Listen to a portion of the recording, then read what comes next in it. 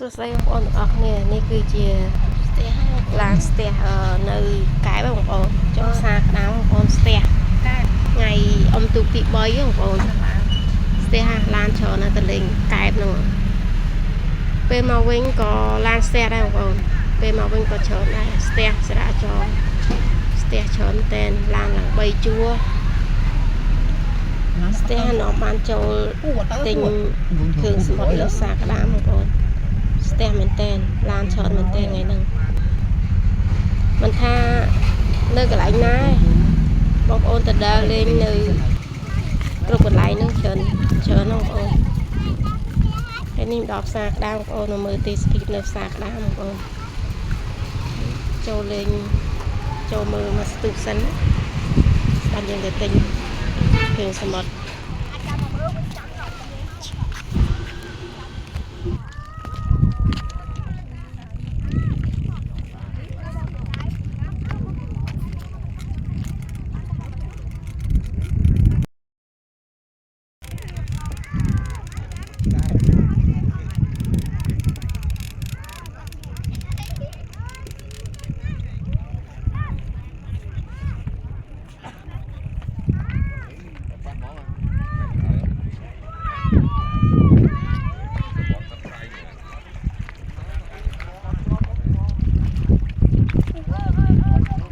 នេះច្រើនមែនតើបងប្អូន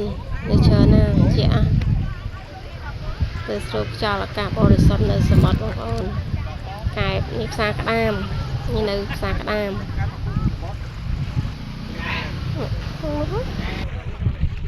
នេះទឹកសមុទ្រធំបងល្វើយ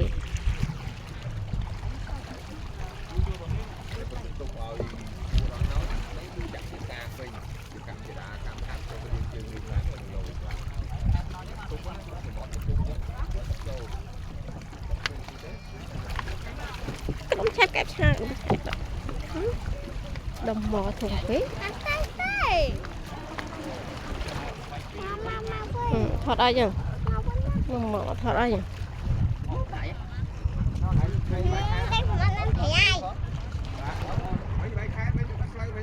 នេះច្រើនណាស់